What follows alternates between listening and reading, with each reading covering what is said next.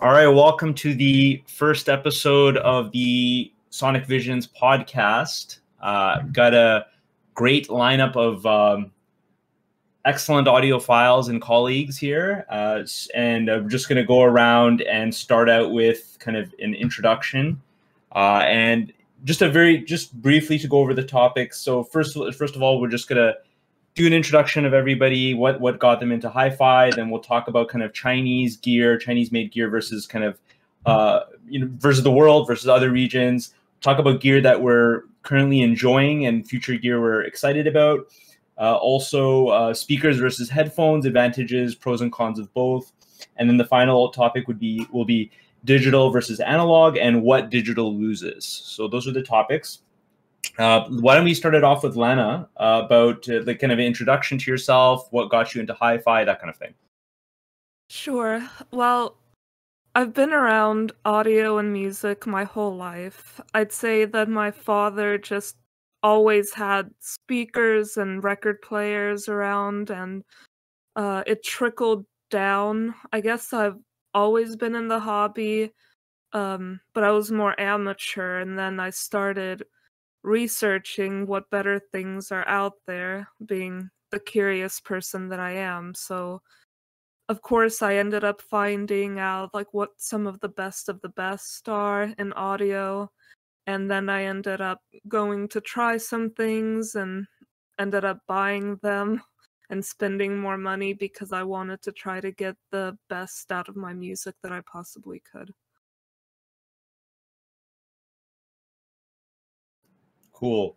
Is there a moment that you remember when you really were blown away by hi-fi and you wanted to that started your journey into the rabbit hole? Yeah, actually, I mean, besides hearing speakers, right now I'm more into headphones because it's more for my use case. Um, I went to New York and I started listening to some headphones, Audio 46 and whatnot. And I went in there and I just started hearing some high-end things and I was blown away, and that's when I ended up buying the Focal Stellia. So that was like my first foray into high-end headphones.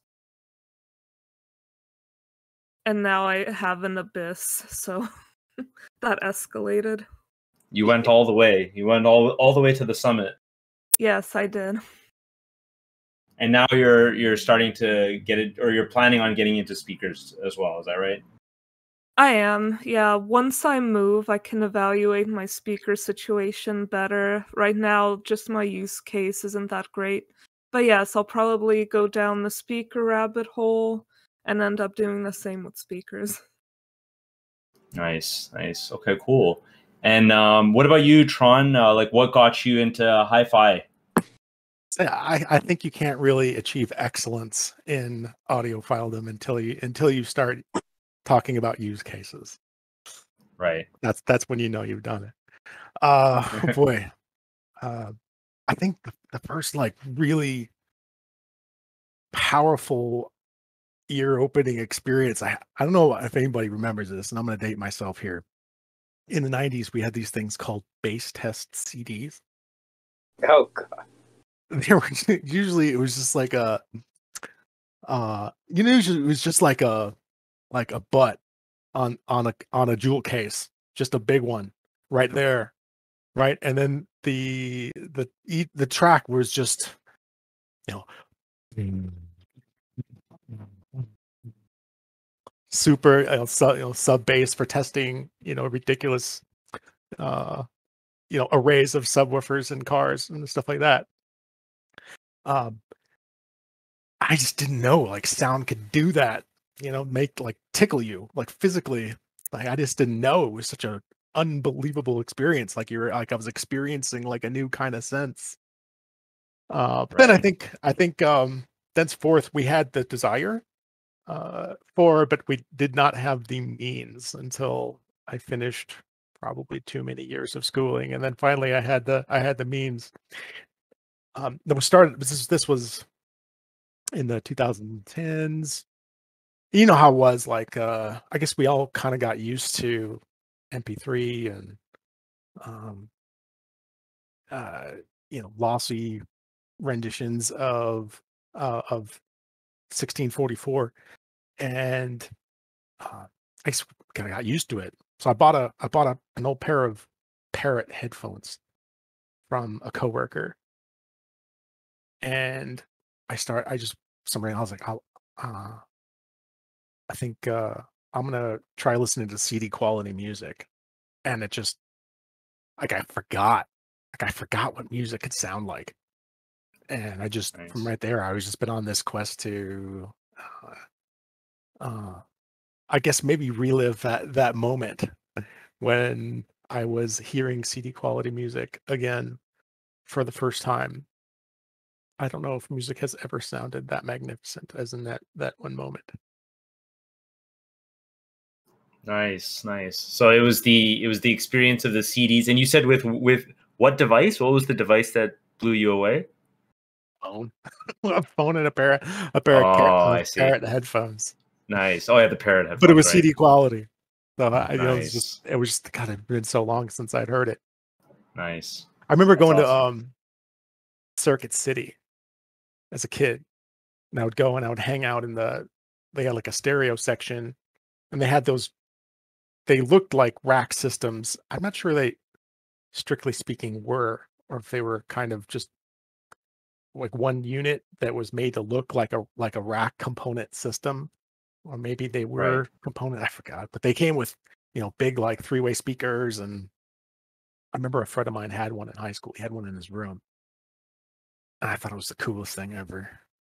I mean, now I think about it, the acoustics must have been awful, but yeah, I just been on a quest since then, and then I guess finally, you reach adulthood, and it's finally means can start catching up with motivations All a little bit. right.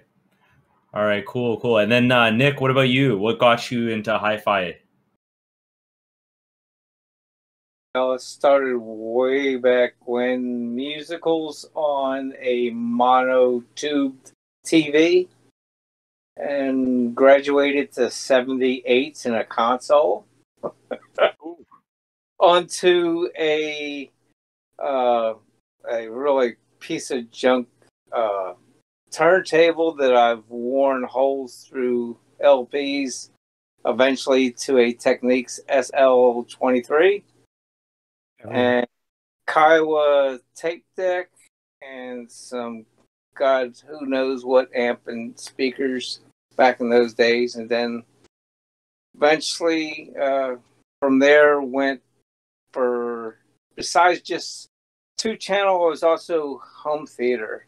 I wanted sound when I watched TV, watched movies on TV, so we were hot wiring two channels into quad two channels, and a brief experiment with quad turntables and LPs. I mean, told you I was old. And Dude, eventually, quad turntables. what's that? Quad turntables. Oh, yeah. It was a 4-channel LPs and 4-channel turntables and 4-channel receivers. Yeah, it was Wow. experimental, never really perfected kind of. They the powers that be dabbled in it, but really 4 channels you weren't getting. It wasn't for real, but they pretended it was for a while. To get So parked then, on. You can tell us how the hell how they managed to do that. right, yeah, like I said, it was more make believe, but it sounded pretty neat. It was a different flavor. And then on to, like I said, wanting home theater in the house, and there was no real. It was 2 channels, and then they put a dummy surround. I remember buying a Yamaha, made the cover of Hi-Fi, and it was all the cat's meow. It was a gazillion dollars that I can't believe I talked the missus into helping me buy. But she's also always been in the audio as well. So, matter of fact, we've written a couple of uh, reviews on a couple sets of cans. Matter of fact, somebody from here I borrowed them from. Can't recall. Memory of a Gnat. So, anyway, fast forward more, got into heavier 2-channel, heavier home theater, because to me they've always gone hand in hand. I really enjoy 2-channel. I really love theater. And something happened in my life where going out to the theater was just, wasn't happening. So I need a premium home theater system. So I've now graduated to Atmos with Emotima, latest not ProLogic. Their latest home theater system are what is it? The RMC1, which it has some bugs, but when you get not many, and not mine doesn't, and the system is just incredible. But when we swap over to 2-channel, that gets turned off, and I'm all tubes with a Riga RP6. You can ask Parker. I'm looking at upgrading the cartridge because I have Lehman preamp, phono preamp.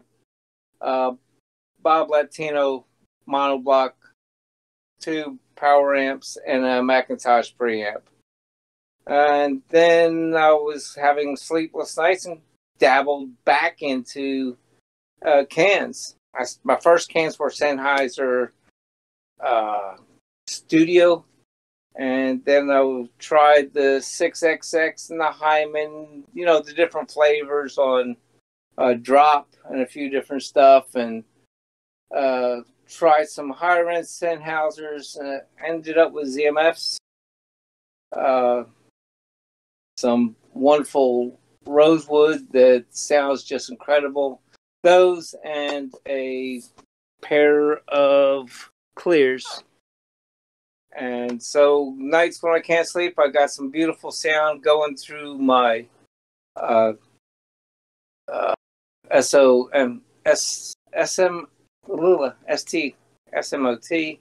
and my can't even remember the DAC. Isn't that terrible? See what happens when you get old.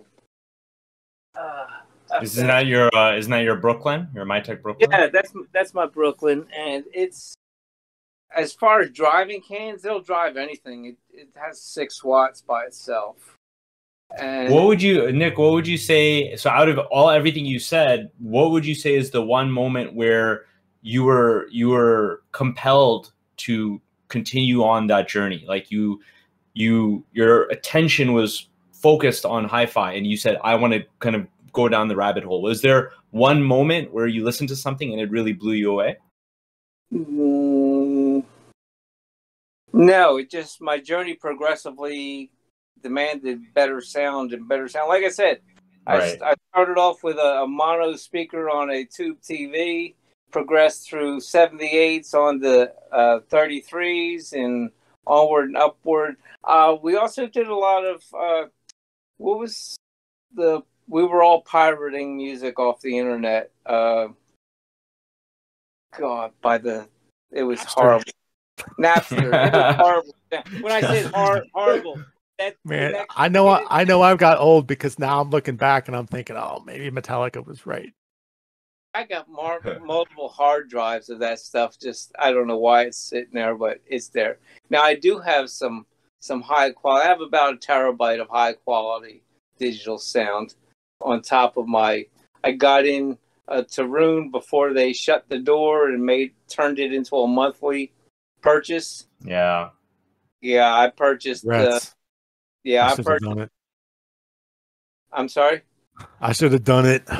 Yeah, me too. Oh, look, I was flip-flopping back and forth. That's a lot of money. I don't know, blah, blah, blah, blah. And I think I was talking with Smod at the time. And I was like, oh, yeah, let's just do it. And I I purchased it. And it wasn't 3 weeks later. I'm like, wait, what happened? I was like, wow, for once in my life, I got in on the right end? No. I was being strategic. I was thinking, it was like, man, it's the digital music player. Like, okay, it's the best one right now. I'm not going to buy a lifetime membership. There'll be a better one in, I don't know, a year, 2 years. Yeah. No, here I Okay. am 4 years later with my monthly subscription, with my annual But- subscription. Still ain't nothing better. Yep. And I had what's the other one? Ottervana. No. They updated they ask for money every 3 months. It's another one that just makes my Windows computer want to die. Amara. No, I can't believe I can't think of it. But it does video, it does music, it does. VLC. No, they actually claim to do everything in the world, but you know. Digital audiophile hipsters got to use VLC. It's a very niche thing. Yeah, this it'll organize your video, your music. Hold on, let me shut this thing over. iTunes. Oh God, help me! No, bite your. You know there was a time. I like to have my hi-fi mixed with my podcasts and my. Yeah. I don't know what else. What else has that got? Homes by Steve Jobs. Isn't that like a built-in feature? No, Phones. get this stupid Windows bullshit to shut down. Jay Rivers. Oh yeah, J River. A River, yeah. Yeah, the river of money they keep asking for. I had finally had enough of their BS. I'm like, okay, it works pretty good, but I just got tired of the constant ask, and I was like, no, Room's got to be better than this crap, because these people are obviously just churning for dollars. You know, it's a new game show to us guys. Home theater, though. Yeah, it does theater as well. I've never got into that deep. That should be a topic. Home theater versus two channel. I'm sitting here looking at enough theater. I've had people walk in the room and say, "So whose sales room is this?" Because I got that would feel so good. I got mono blocks for amps that are 1,000 watts into 8 ohms. And then I got, a bunch of other amps. I got a 12 or 14 foot wall across by 4 foot tall of just gear. I love me some home theater, multi-channel, but I think it really kind of touches in on like the broader, changes in society and economy. Nobody's got room for home theater. People barely have room for 2-channel, right? Which I think partially explains why everybody's moving to headphones. Because ain't nobody got room for that. Headphones, I've found, are more of a young person because they tend to live in smaller spaces or in blocks of 30, like apartments and such. And you can't, like right now, my nearest neighbor is 3 football fields away, and they need to be, because when I crank up my home theater, it's loud, dude. You can multi-purpose a room with 2-channel with a couple of good sized floor standing speakers, and maybe your significant other will tolerate it. Oh, Spock! But a home theater, like that's it. That's what that room does. That's it. No, you're not going to multi-purpose that room. No, I beg to differ, because right now I'm sitting in a room with 64 drivers in it. Jeez. Plus my cans sitting over there. And I have a custom-made switch out of a company in Maple Leaf out of Canada. And they made me a multi-switch where I can select which amps I want to drive, which preamps I want to drive, and which speakers I want to drive. And I can mix match all of my gear together. Tube, solid state, whatever I want. And there's a learning curve, but it didn't happen overnight. It took time. And at the base of my digital 2-channel is a Mac Mini that goes with my Brooklyn DAC, and I guess it's a 4 terabyte hard drive. Just a baby Mac. But it works so good. Knock wood, fine wood. It does such a nice job. That's a lot of people use those Mac Minis as their sources. That's its sole source, is to transfer data from my exterior 4 terabyte hard drive to my Brooklyn SOTM and on to whichever flavor I feel like. Do I feel like 1650 watts per channel through my solid state, or just go through the monoblock tubes? And do I feel like listening to speakers, or is the missus asleep in the other room? And okay, so I got a pitiful set of cans over here. Can I come over? I got these bass test CDs. Come bring those over. Oh, look, I have 2 cabinets with each one has 2 15-inch woofers in it. So when I say I literally shake the paneling off the wall, it's incredible. John Wick, for instance, when he fires the shotgun, you literally get done the movie bruised. This is my pet peeve. And again, I kind of understand, because people don't have room, and when you're doing home theater, there's just it is difficult to wire speakers behind you, and if you're doing 7-channel like this, that's what that room does. You need a room for home theater. But it's like people use a sound bar. We got these little we got these excellent OLED TVs that are like as thick as a cracker, right? Yeah. And then people hang them on the wall like it's a painting, right? And then they got the little sound bar, and like it's like, I want to tell you, it's like, you have any idea how much sound information, right, is there on that even on a streaming service, right? I think they usually do 5.1, right? It will be available, right? There's so much sound information that is just completely lost, and I imagine it must be watching a movie. Like, I don't even want to watch a movie that I really want to watch. I don't want to watch it in anything else, because it would be like saying, hey, okay, we're gonna watch John Wick, but you have to like cover one eye. I can't do it. Well, did I mention I have the 4 overhead speakers as well, the Atmos? Nice. Yeah, it's each one of my I'm using the Paradigm Studio 100s.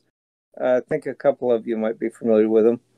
But the surround speakers alone have 1, 2, 3, 4, 5 speakers, 5 drivers in each surround speaker.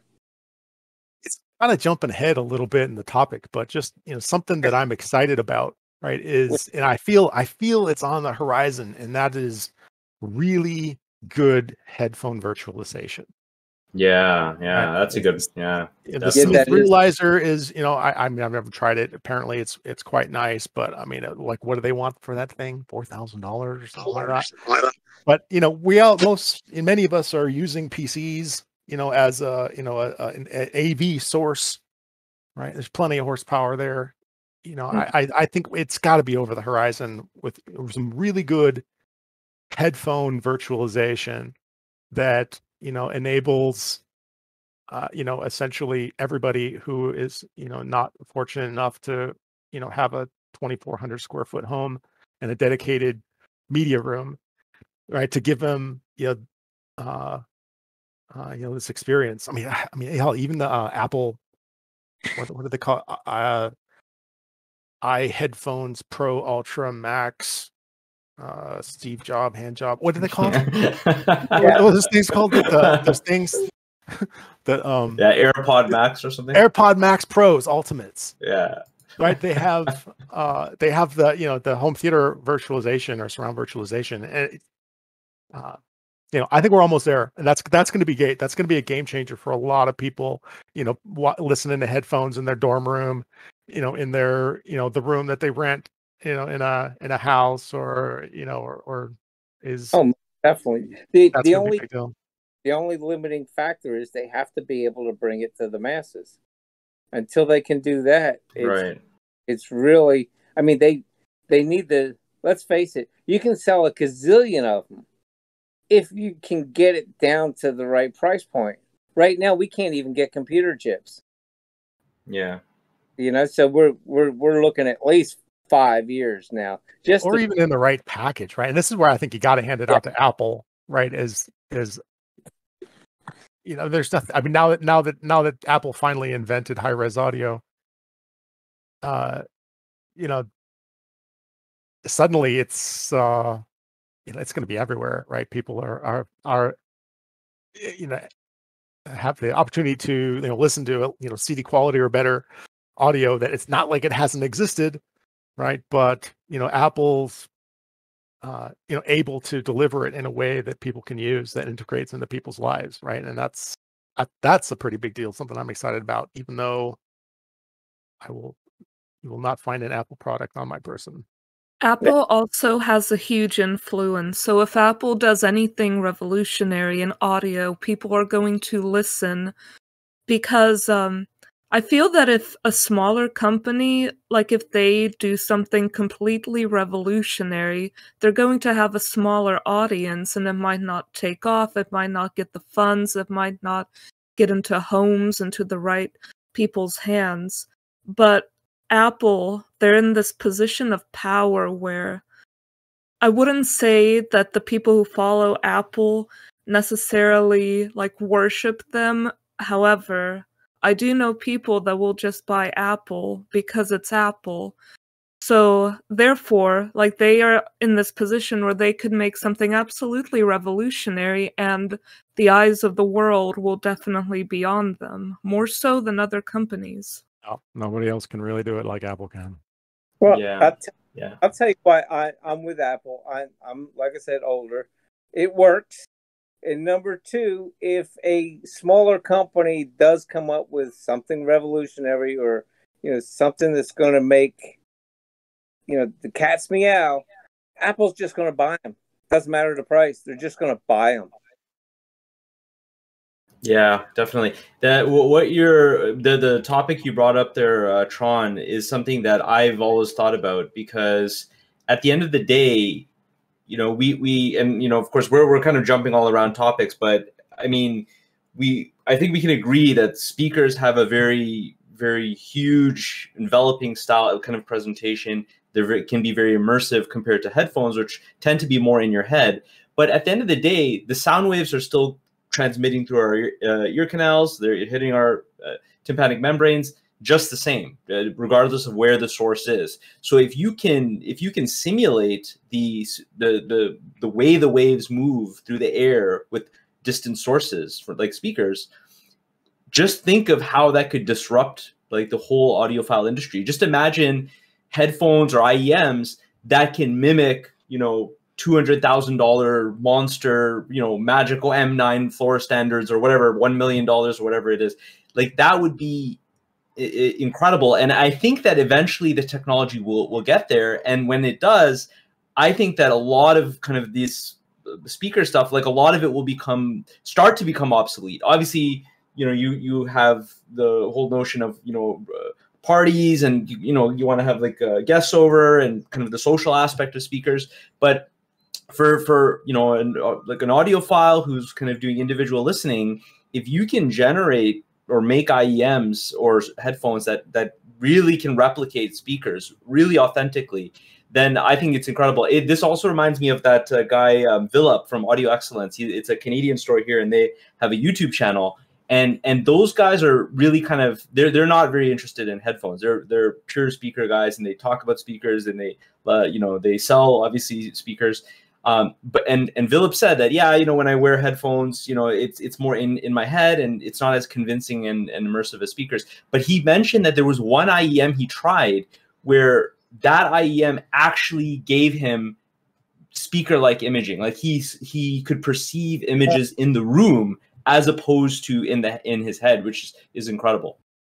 I mean, we always talk about, this headphone has so much soundstage, and maybe to some extent, headphones do impact soundstage, but most of that information is in the data, right? That spatial information, those spatial cues that tell you where something is happening is in the track itself, which is why you can like go on YouTube and listen to some guy. Oh, I'm testing my new speakers. I'm listening. I'm listening on my I don't know, iPad, right? Right. Whatever. And then like, oh wow, whoa, man, that sounds amazing. Oh my gosh, those speakers are really good. Doesn't sound at all like my iPad speaker. I want to know excuse me, where's the percussion? I mean, no matter what type of music, percussion, it's a sound, but it's also a feeling. That's true. Yeah, that's a good point. But what's that vest? That vest, I want to get one of those. Yeah. The subwoofer vest or whatever. Yeah, the subwoofer sub pack. I want to get a sub pack. Yeah. And but hook up a sub. Just hook up a sub, right? Out of pre-outs. Yeah, just like with the SR1A, right? So with the Rawls, I mean, obviously they're kind of lacking in the low end, but then when you cross some subs into the picture, like I did that, and I have dual 18s here and crossed them in, and it was really cool because you had that physical presence, you had that feeling of the omnipresent bass, but then you're wearing headphones, right? And they're so open that you can perceive that bass outside the headphones. So that's it. But it's a good point. Like that is another barrier for sure. The physical aspect of the bass.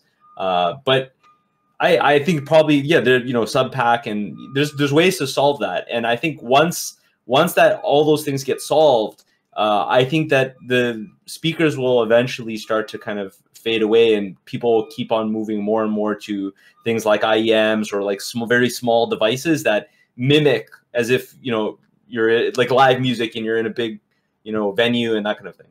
Yeah, that's a long way to.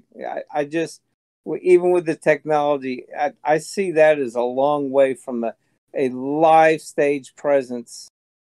Yeah, and even with great speakers, it's hard to achieve. You can't achieve it, let alone with headphones. But what about headphones mimicking great speakers? What do you think about that, Nick?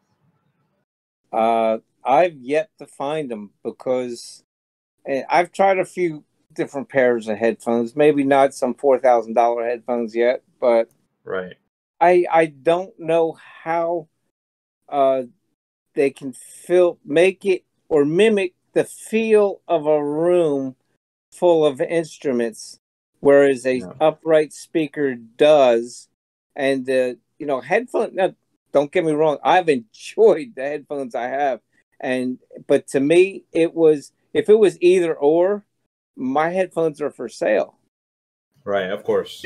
I am excited about the prospect of good surround simulation or virtualization and headphones, but I do feel like people who are for various either life circumstances limited to headphones, or maybe just never really get into speakers because they've never had the opportunity to hear a good speaker system. Right. I do think there is something that is missed, and you already kind of hinted at it, Smod, the social aspect of music. Right. I mean, music is more fun with other people. Yes, we can have, we can put on those headphones, and sometimes it's really nice to just be in our own little world, and only headphones can really take us there, in that way. But music is inherently social. Music is a language of communication. Music is a beat that many people can move to and can connect people in a way that almost seems to transcend the limitations of our own minds, right? People and couples flow together with it. Like there's just you're only going to do that with speakers, right? And listening to music with people, with your friends, speakers can create, can turn any room into a social space, into singing and dancing and celebration, and these are just, this is I think something that we can't lose, right? I'm very happy that we're going to be able to simulate speaker-like experiences for individuals, with headphones. But I really can't undersell the importance of speakers in like my audio life, right? In terms of how I that I can something that I can share with other people. I think Yeah. video games is going to lead the way, as it always has, with sound immersion and surround the sound that gives you that 3D imaging that was, to me, it was before it actually was more mass marketed. It was more towards the individual, and they're improving on headphones to do that. So much so, but like I said, more of games, and it'll bleed over into music. That's my. What were you saying, Lana? I don't think that anything is actually trying to really replace speakers or mimic it. I still stand by that they're completely different experiences. However, one thing that I have noticed, and we talked about this a bit before, about people wanting sound bars and not wanting to bother with big setups, I do feel that we are moving towards more compact solutions, more just more aesthetic items that sort of blend more into our backgrounds. So I think that speakers are going to get smaller, but tech might still keep improving. So in 100 years from now, they may have like tiny speakers that sound like, massive floor standers.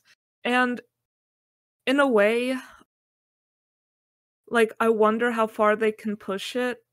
And if they keep pushing headphone technology, IEM technology, I don't necessarily think that it will replace any of the other ones or even fully mimic anything else, but it'll be just very highly advanced versions of what we have now.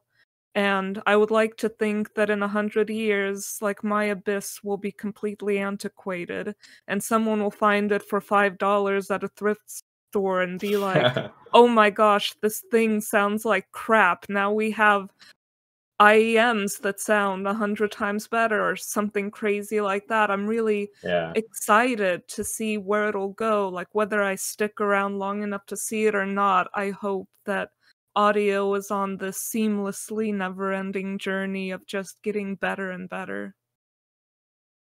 Yeah, and with all this kind of neural interfaces, I mean, that's when you're talking about timescales of like 100 years. That's another thing that you think about is, is there a way of interfacing with the brain that's more efficient than sending sound waves to your tympanic membrane? Can you interface more directly to really kind of, because at the end of the day, everything we see, hear, experience, everything is governed by the brain. So if you can interface better with the brain, you could really create anything. And I guess Elon is working on that kind of stuff. But something like that, where there's a kind of a direct connection to the brain, then you could really do anything.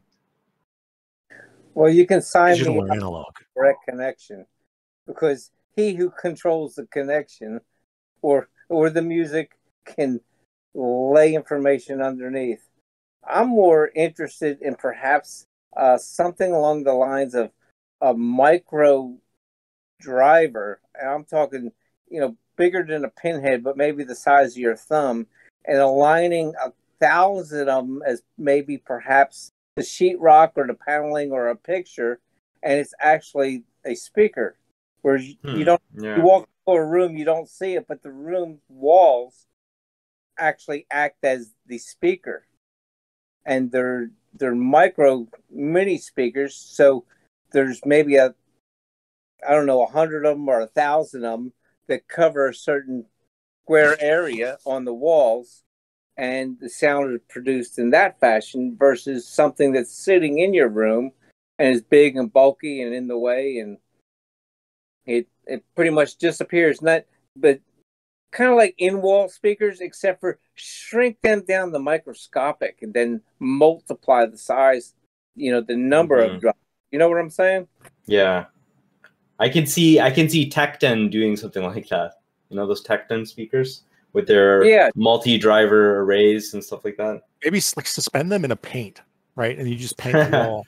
And it's full of all these little microscopic That'd speakers. be cool. That'd be cool. Turns your whole room into a giant speaker. Yeah, imagine all 4 walls being like that, and then turning on your holodeck and sitting down, and suddenly you're at a concert on the beach. That's Okay, where I hope the picture is headed. idea. Dude, holodecks are GG for civilization. We shouldn't go over. Okay, so we've kind of gone through a lot of the topics that we planned on in a kind of organic way, so that's cool. Why don't we go into the kind of the concept of value in audio, and specifically, you know, where gear is made, where products are made. Chinese products, for example, the classic kind of value proposition, versus, you know, products made in North America or Europe and other places in the world. What are your thoughts in general about kind of, you know, Chinese products in general? You know, what are your experience with Chinese products, their build quality? You know, do you like the idea of the value that they can present, or are you more of the thinking that, you know, products made in certain areas are kind of more reliable, that kind of thing? Lana, why don't we start with you? Sure. I've had a few Chinese products, and I never really had issue with them. However, when reading a lot of reviews on the budget stuff, I would see a lot of people say, "Oh, this sounds amazing, like, it sounds incredible," but it would stop working after 1 week or 2 weeks, or sometimes it'll be 3 weeks or, you know, a few months, something like that. And I think Chinese products, they offer a fantastic value, and I think that in the high end and the low end of the market, you can get incredible things. Sometimes I feel as though quality control isn't that great, and that may or may not be a deal breaker depending on how the customer service is. Because I've seen a lot of Chinese companies in audio have fantastic customer service. So if anything breaks, they replace it, and then other people, they give you a harder time. They don't want to work with you as much to fix your issues. So I think that with Chinese products, they are definitely a very good value, and I think it just depends on the company. Just like made anywhere in the world, there are American products that are made impeccably, there are American products that are, you know, made poorly as well. And I believe the same applies for just about anywhere that makes products. I think incredible things come out of China, and I think crappy things come out of there. But I would also say the same about like the US, except I think in the case of buying locally, if you're in the US, if you're buying a crappy US made product, then you're probably paying more for it. So you're of the opinion that you still evaluate the product, you still consider it, you kind of look at its merits, you kind of, I guess, read reviews before, because oftentimes you can't audition these things, right? Because they're overseas and they're oftentimes direct to consumer models. So you go through that process before considering something like that, as opposed to just ruling it out altogether because it's made in China. Yeah, I would never rule anything out based on where it's made, but I will research it, and some things I do see have a higher failure rate. Of course, you know, you don't know statistically the whole story, but when I'm browsing even Amazon reviews and I see 20 one-star reviews saying this item stopped working after, you know, a few weeks or a few months, then to me that raises a red flag. Maybe don't buy this one. So Right. then I'll research something else, because oftentimes you get very varied results. You can look at something made in China and it And a lot of people say, oh, it does not have good customer service behind it, the failure rates are high.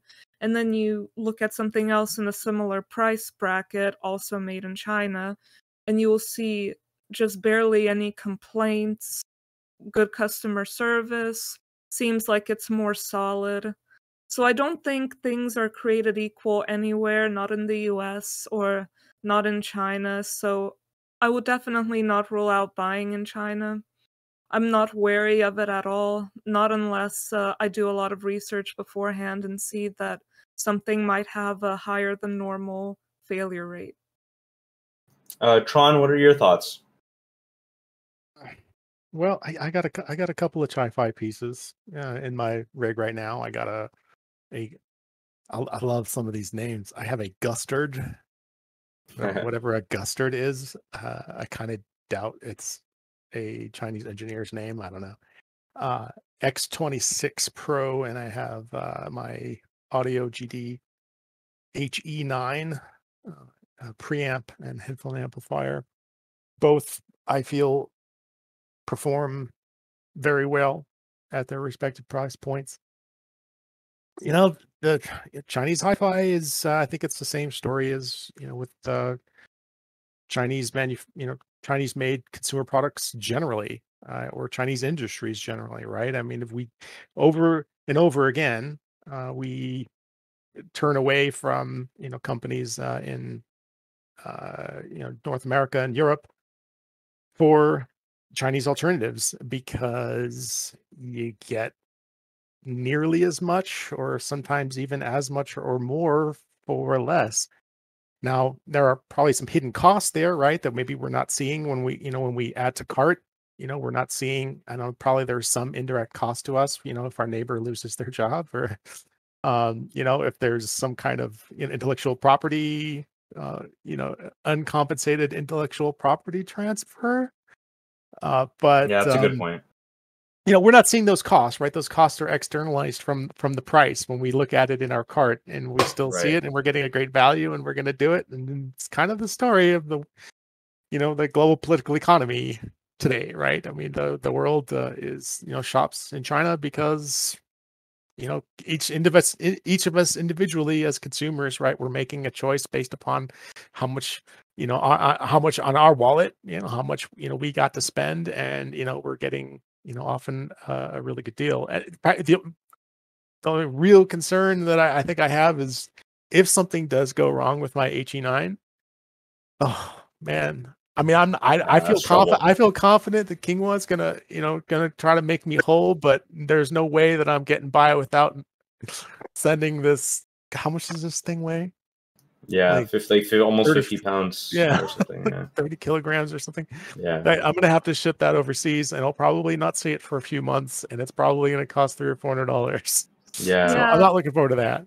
Yeah, I was contemplating the Hollow May DAC, which it's kind of like the it DAC of the entire world right now. Everyone's just gushing over Hollow May. May, so hot right now. May. Yes, and one of the only reasons that I did not go with it is because it's very heavy. I think there's one guy doing the US side of customer support, and if I had a problem with it, I would have to lug the thing in a shipping box, send it over, then it'll be sent back to China, then I would be stuck without a DAC for a while. Right. Nick, what do you think about Chinese products versus North American or other areas? Well, I've never really thought about this topic, but I'll look at it in this fashion. My DAC, Poland, my speakers, Canada, my SOTM, South Korea, more American, my LG TV, South Korea or China? I'm not sure. South Korea, but probably made in China. Yeah, for parts out. Yeah. Let's see, turntable, England. Most of my stuff is not Chinese. From United Nations of Audio up in there. Well, yeah, but it selectively, I was particular about what I selected, but I tend to like my Canadian speakers. I like the English sound as well. I could have bought pretty much anybody's turntable. I like the simplicity is English. A few things I back there are English. My selector, custom made in Canada. My wires. Okay, maybe my wires were made in China. What about the Emotiva gear? Like that's made in China, I think, isn't it? I think their entry level stuff is Chinese made, but I'm pretty sure their higher end stuff is. Yeah, the gear I have, I think some of the lower end amps parts, a couple of parts were Chinese, but it's assembled in Tennessee. I see. RC1, it's the chips and all the design and circuit boards are California. It's assembled in Tennessee. So I guess the one thing that may have been Chinese is, and I'm not even sure, is my big monoblocks, which weigh 100 pounds. Right. Those, they're supposed to be two. You can run them on 220 or 110. Oh, So, interesting. oh yeah, they haven't. Well, when they tested them, they made a big splash, and they couldn't even with some of the reviewers. The testing, it took all the juice they could add to it on a 220 line, and then some. You're never going to use but a couple of watts anyway. But they've never bottomed out or strained. But if you have a purpose for the product and you like it, you got to realize a lot of the lower end gear is throwaway. You got to start spending a lot more money, like your HEs and the more expensive gear from China before it's actually worth repairing. But a lot of it, that's the balancing act you take when you make a purchase. Is it going to be too old to be useful? Is it going to die before your end use? These are all things that you have to consider when you purchase, and I guess that's why most of my gear is not Chinese. I mean, I purchase quality gear that's repairable, I believe, and with quality products. And I found the service on all the gear I've purchased was exemplary. When I've had a question, I've called up and had quick answers. Even my DAC that's shipped in through New York and designed in New York but manufactured in Poland. I got a hold of some Polish guy with broken English one time because I couldn't figure something out. It was on me, not them, because they think a little different than I do. And they walked me through it and then sent me a follow-up email. My problem was solved. It was, my understanding of how the product worked. I still don't know if I've maximized all the usefulness out of that DAC. It's so versatile. That's great service. That's awesome. Oh yeah, it's been incredible. Now I'm looking at a new cartridge. I've been talking with Parker. Y'all may have, and I'm seriously, when this one dies, I'm going with the Soundsmith. Nice. But has anybody ever watched any of the reviews with what's it, Lederman, Mr. Lederman, Peter? He's on YouTube and he does a bunch of. He's incredible genius when it comes. Did you know that analog is actually digital? It has the way he explains it is just incredible. It has jitter. I mean, the needle has jitter, and he describes and the numbers. He ran the numbers, and it's actually as good or better than any digital that's being used to this day. His last YouTube was 8 months ago. Look at it. It's 2 hours, but it's the best 2 hours you'll spend. He's just incredible. There's actually a video of Parker talking to Steve Guttenberg, and and he talks about that too, like how the needle can move and like minimizing that movement. I'm sure I'm saying it wrong, but that like it all comes down to like that's one of the most important things in with turntables. Right, and it's the amount of information. That's why you make the iron now, and whatever happens at the end of the needle gets sent up that arm, and if you can minimize the mass and get it to extinguish there and not come back again, you've right. got. Yeah, it's incredible. I'm enthralled with it. But if I have my choice, yeah, I'm a vinyl guy. I've had my nephew come. I said, okay, here it is on MP3. Here it is on the best digital file you've ever heard. Now here's the album, the same album that you love on vinyl. And when it was all said and done, he thanked me for ruining his favorite song because he'll never be able to hear it again on a system as nice as what he just heard. You just blew it. I said, why'd you do that? I said, well, Nick, that's a perfect transition to our kind of last topic is digital versus analog and kind of what digital kind of loses. You know, that's the question. Lana, what are your thoughts on digital versus analog? Do you have like kind of a lot of analog experience?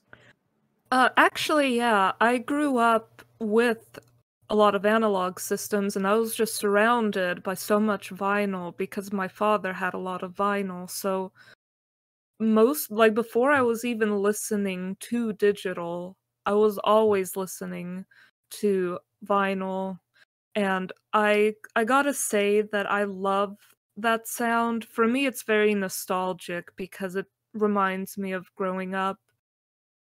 I will say though, when I think of analog, the first thing that comes to my head is how organic and natural it sounds compared to digital. Unfortunately, like a lot of people, I imagine, we love that sound, but we simply, like being honest, cannot be inconvenienced in this day and age with vinyl and maintaining it and always like if you want to listen to something, you would have to pull out a record, put it on your turntable. Like it's this whole setup process, while digital, it's just a click away. Like within a second, I can just pull up some of my favorite music and I can have it playing, and there's that ease of convenience there. Right. Tron, what are your thoughts? I agree with Lana, right? I'm not really going to talk about the sound quality of vinyl, right? I mean, I think there's some subjectivity there, and there may be some underlying, technology, right? There may be some things that a real analog recording does better than a digital recording, and I don't know how much contemporary, analog media or vinyl records, how much is actually recorded and mastered in analog. I don't want to really get into that, but I think in some ways, like digital has over convenienced us, right? Made us kind of victims of too much convenience. I don't know, this just ADHD addled lifestyle that we have now, and I sit down, I got my my tablet there with Rune, and then I'm sitting there, I'm just choosing, nope, listen to an album, a song here and a song there, and I'm trying to figure out like what I want to listen to, and I spend my whole listening session is figuring out what I want to listen to, and you just don't have that luxury with analog. You got to pick your record, you got to, and then I guess maybe this is where vinyl lovers start talking, in terms of emotions. You got to go through, and you have your little your little rows of records there, and you got to thumb through, and each and every those records you have, which is a very finite number, you bought, you chose, you picked out, you carried home, you in anticipation, you were looking at it, and then you put it on, and once you put it on the record, on the turntable, like you're kind of committed at that point, and there's something lost in the experience of just listening to an album that is a coherent piece, right? I think a lot of current releases, like they're not coherent, like they're They're designed, for a few tracks to be pulled out and added to a playlist, or to be pulled up by some radio predictive radio. Kind of analogous to ebooks and paper books. Some people, they like the feel of the paper. They like actually physically turning the page. They like putting a physical bookmark in a book and holding a book and having a bookshelf, versus like an e-reader. It's a thin, slim device, and you can have thousands of books, and it's there's the physicality of it, right? Right. But even with an e-reader, like, you can't just like pull up a book and read one page and like, oh no, I want to read another book. I feel like that's probably not as much of a thing as just this, digital. I'm just going to listen to 15 seconds of this song, right? Right. Like sometimes, are we even listening to an entire song? No, it's the 15 seconds of it, and I'm clicking through songs for, I don't like this part of the song, so I'm going to skip it. Hey, Tron. Yeah. I really like the way you narrated that, where you created a personal relationship with that specific music, that record that you purchased and brought home and thought about, and then you sat down to listen for a group of songs that were purposely put together in the order that they were put in to be listened to. Back in the days things were recorded, and straight through. That's what I miss. They were made as a group to be played together, not just snatched out and played by itself. Which there is some dedication when you go to listen to records, versus, that's why I'm also in the digital, because sometimes I'm not in that mood and I want the variety that you just mentioned as well. I can snatch this song and grab that song and pump that song, versus having a session with this group of artists for this LP. So I really like the way you made that personal bond with that record. You had a good personal bond, like, because music is not like other goods, right? Like I love pasta, right? But I can't eat pasta every single night. I mean, I could do it for a surprisingly large consecutive, not as good, but like eventually you get sick of it. Like music, like the more you listen to something, like the kind of deeper connection with it you have. And I remember, like, when I was young and I only had like a few albums, because my allowance only goes so far, and I could buy a CD, and each and every one, right, was really important, because that was how I listened to music. And I listened to Nine Inch Nails, their whole catalog. I would just go through over and over, and just one after another, repeat, for so long. And I could look back and be like, there was a Nine Inch Nails era of my life, right? Yeah. Where, your life had a soundtrack. And I just, like, now there's not, like, what is there? Like, people like, oh, I love this album, I've listened to it once. Speaking of which, I would actually like to add something.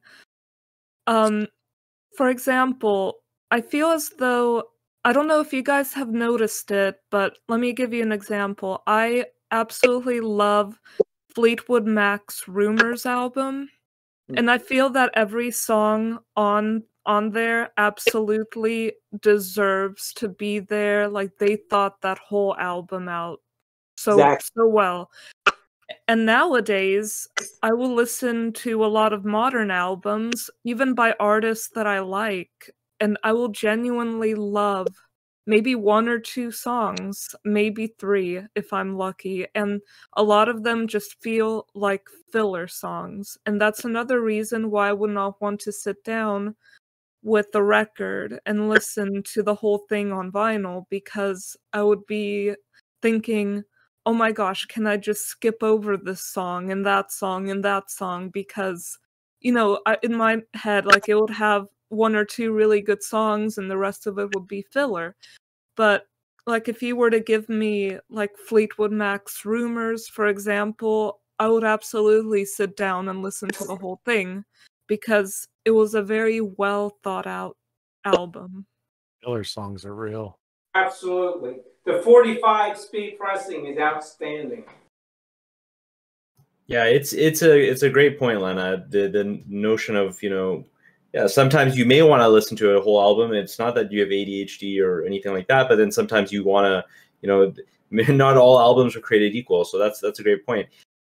You got a little bit into the sound quality differences, Lena, and I thought maybe we should just focus on that for a second. So, there's this notion that vinyl tends to be, as Lena said, a bit more organic, or maybe now I guess I'm saying richer or warmer or euphonic, I guess.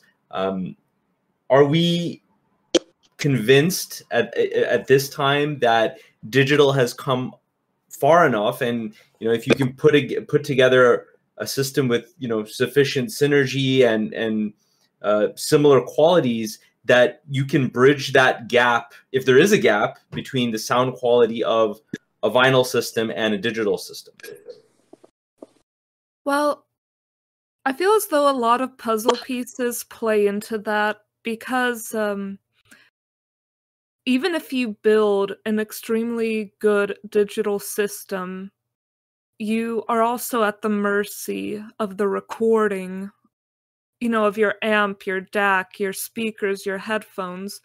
There are Right. times I listen with digital, and while I don't know if it ever sounds 100% organic, but even with vinyl, I mean, vinyl had its own flaws. Because, sometimes vinyl, especially the ones that I listened to growing up, it would, sometimes it would just have that sort of organic and rich sound, but you would kind of feel like you're missing some detail.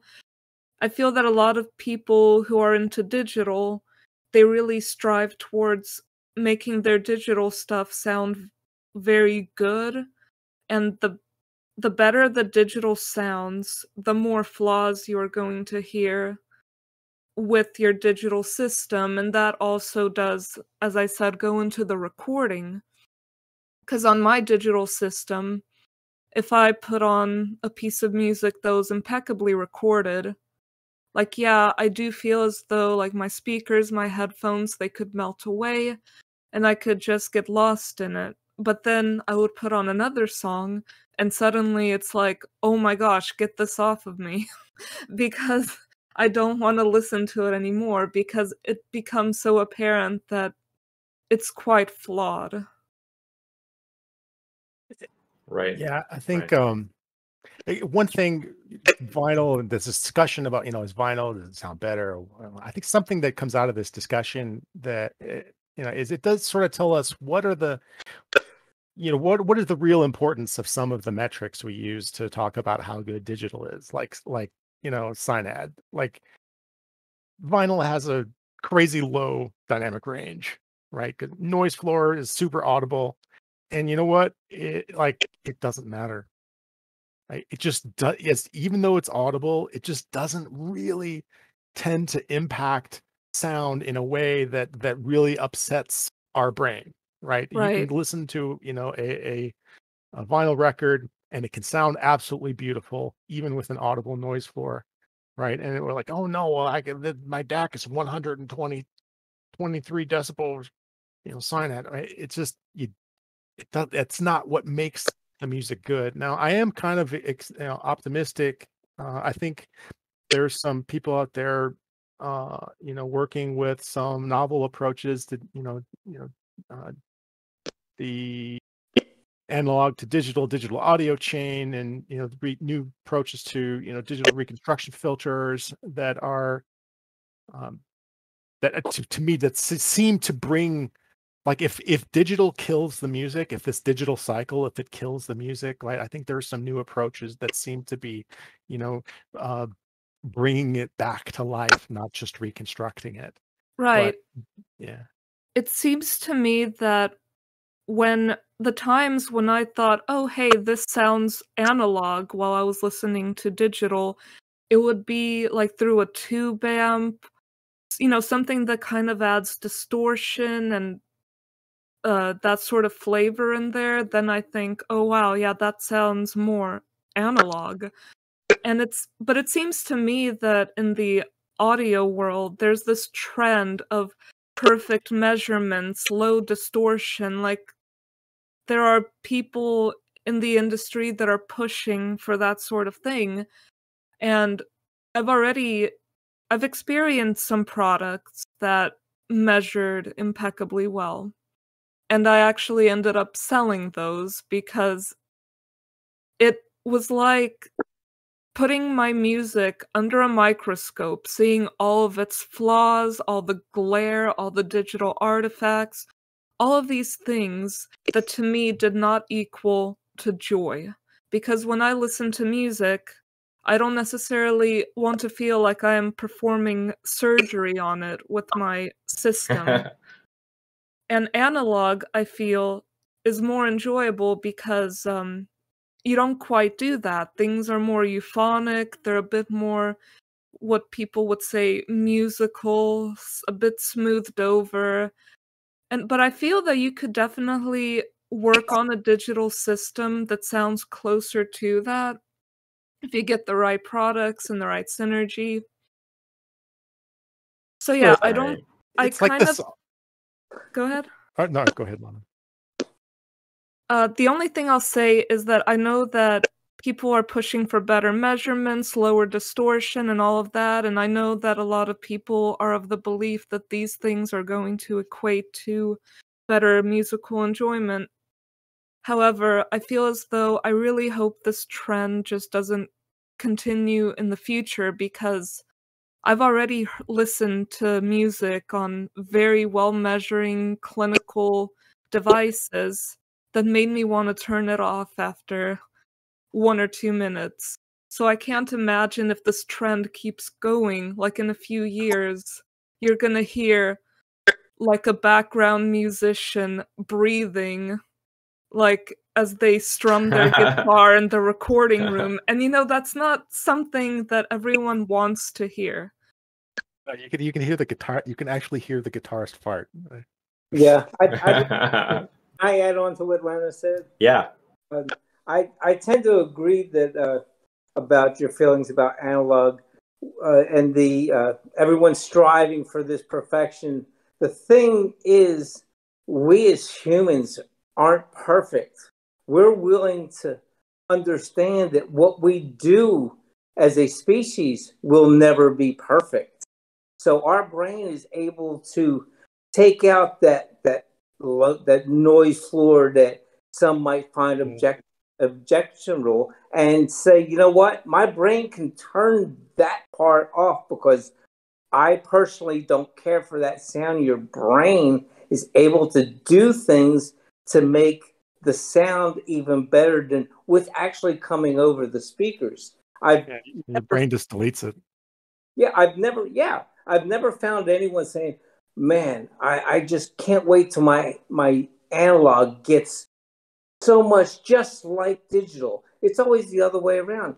I'm striving to get my digital system to sound analog. And to do that, you can't have perfect this and perfect that because we aren't perfect. We accept our fallacies, and with them, we embrace them. It reminds me a little bit of this awful blue-green light my wife installed in the bathroom. She got this light because apparently this light, it makes you look awful. It just reveals every little flaw in your skin, and it's good for putting on makeup or whatever because that way you can see every flaw and you can treat it, and is it more accurate? God, oh God, I don't even want to think about that question because I don't want it to be true. Sounds like my worst nightmare. Because when I do makeup, I have one of those mirrors that it's called a ring light mirror, and it's one of those where if you swivel it around, it magnifies your face by like 5.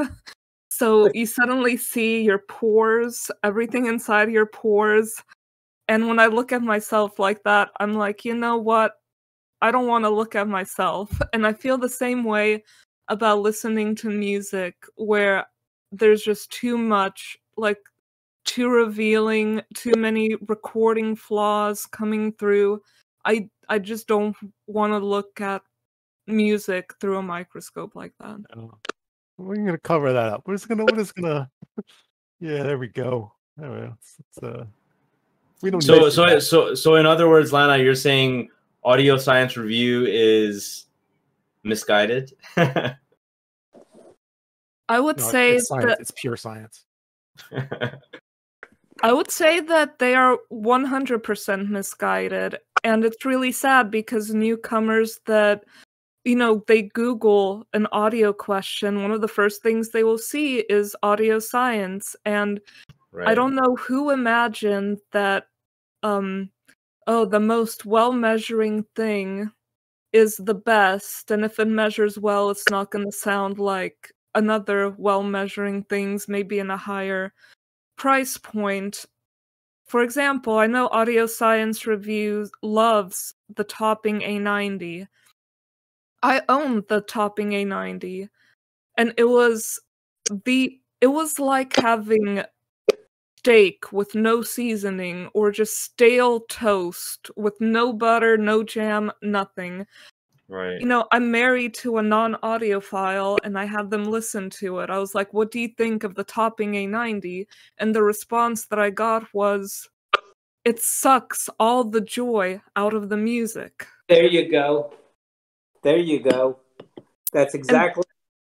yes, and that seems to be something that Audio Science Review really advocates for. Oh, like it measures so well, like it has to be so good. Whereas the first time I got also married to a non-audiophile, I got them to listen to a tube amp for the first time when we went to a HeadFi meet. They were like, "Oh my god, music has so much emotion and musicality, and it sounds so, um, just so complexly rich and wonderful." And those are things that I don't think anyone would say about like a Topping A90, for example. When I see reviews on something like that, people say, "Oh yeah, it measures well. It's one of the most well-measuring things on the planet as far as amps go." But I've never seen a single person just absolutely lose it with an emotional response like, "Oh my gosh, my music just sounded so vibrant and rich and lush and full of emotion," and no one says anything like that about well-measuring gear. Because I've done a lot of research on well-measuring gear, and oftentimes the reviews for those things on Amazon or anywhere else, I see reviews that are like one sentence long. They're like, "This thing measures so well, end of review." I'm like, Yeah. "Okay, that does not tell me anything," and I think that's because there isn't much to tell. Because it doesn't really sound like anything, and it doesn't really strike people in a way that they will remember this thing 10 years from now. I will always remember hearing, like, one of my favorite tube amps of all time, for example, and that's something that I'll remember.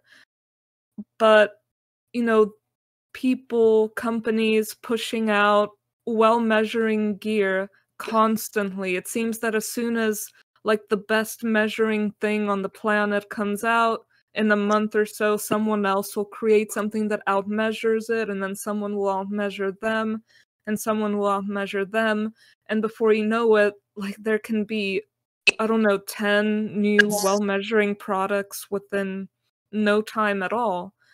And in a few years, who's actually going to look back and think, "Oh my gosh, like that one well-measuring thing that came out in like June of 2021 gave me like an incredible musical experience." Because I don't anticipate anyone actually looking back fondly at things like that. But that's just my opinion, of course. No, you're totally right. Nobody's going to remember that. They're not going to get excited.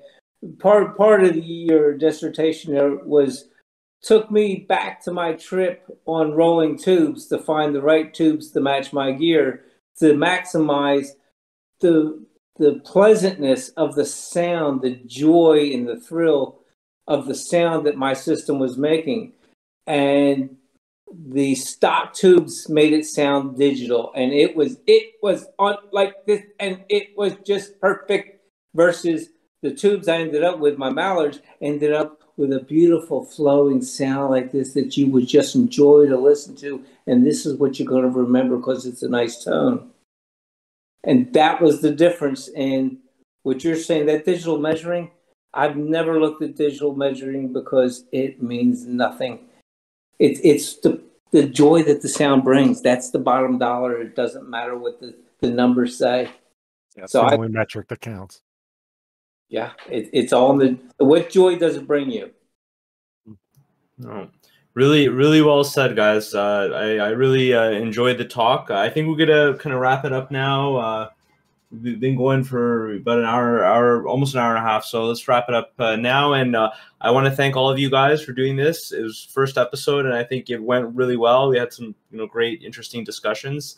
Hopefully, we can kind of keep on going with future episodes. And I guess any kind of brief parting thoughts before we close it out?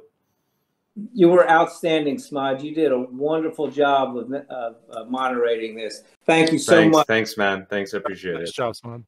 Yeah, good job, Smod.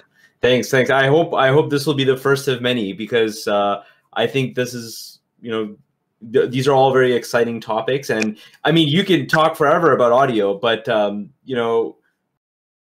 having these discussions and them and getting our thoughts out there in a format where people can kind of watch and listen and kind of come back to it, I think it's a kind of a more organized archive of our thoughts. And I think analogous to vinyl or a tube amp, we flowed very well in our conversation, which we weren't very strict, which I like. It was more of a flowing conversation.